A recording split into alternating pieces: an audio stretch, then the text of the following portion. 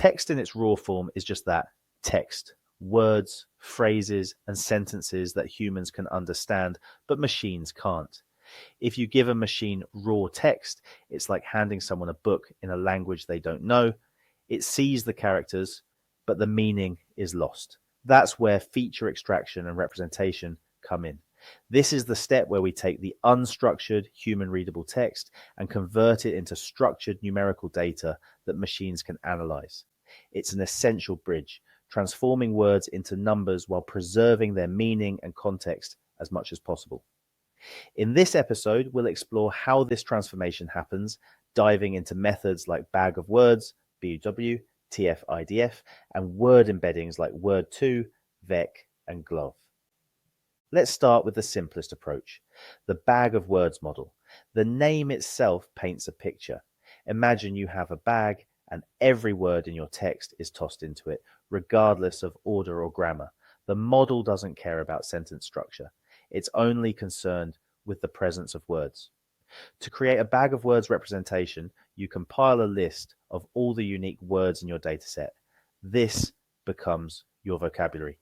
Then, for each document or sentence, you count how many times each word from the vocabulary appears. The result is a numerical vector for each document where each position corresponds to a word in the vocabulary and the value is the count. It's simple and intuitive, but has its limitations. Bag of words ignores word order and context, which means it might treat dog bites man the same as man bites dog. Still, for tasks like text classification or spam detection, it can work surprisingly well. Next, we have a slightly more refined approach, term frequency inverse document frequency, or TF-IDF. While bag of words captures word presence and frequency, TF-IDF goes a step further by considering the importance of a word. Think about a word like the. It appears in almost every English sentence, so while it's frequent, it doesn't carry much meaningful information. TF-IDF balances this out. It assigns a higher weight to words that appear frequently in a single document, but less often across the entire dataset. In other words, it emphasizes unique or distinctive words that might actually help differentiate one document from another.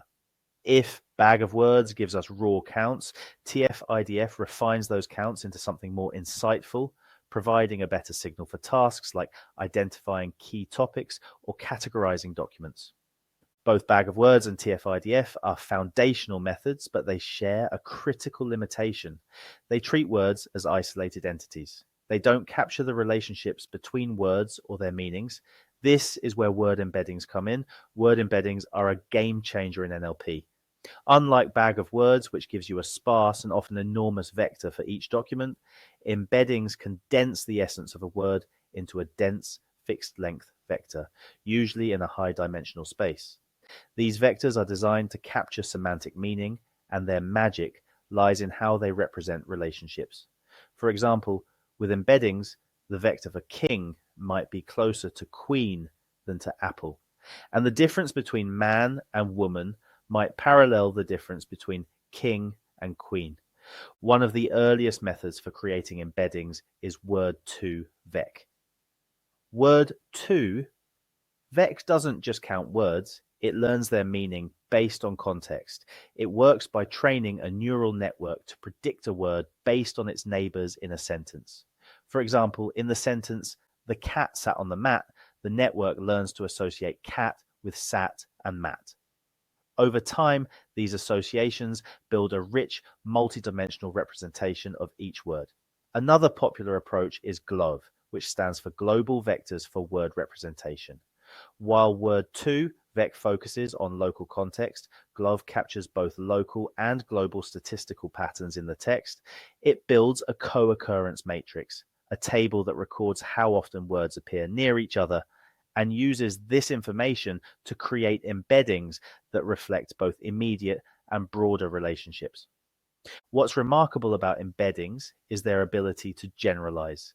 They can capture subtle patterns and analogies, making them incredibly useful for a wide range of NLP tasks, from sentiment analysis to machine translation.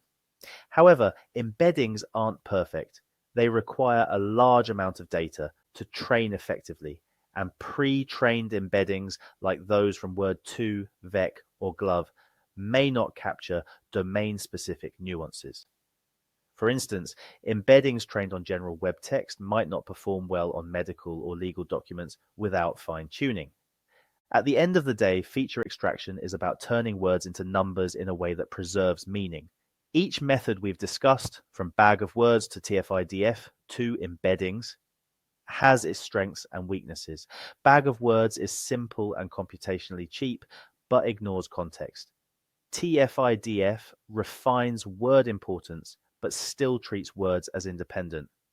Embeddings, on the other hand, capture rich semantic relationships, but require more data and computational power. The method you choose depends on your task, your dataset, and the resources at your disposal. So, what's the key takeaway? Feature extraction is where language meets math. It's where words, sentences, and documents are translated into forms that algorithms can work with. Choosing the right representation is critical because it directly affects your model's ability to understand and process the data. Mastering these techniques isn't just a technical exercise, it's about finding the best way to bridge the gap between human expression and machine comprehension. As we move forward in this series, we'll build on these foundations, exploring how these representations feed into models and drive complex NLP systems. Each step brings us closer to turning language into something machines can not only process, but also truly understand.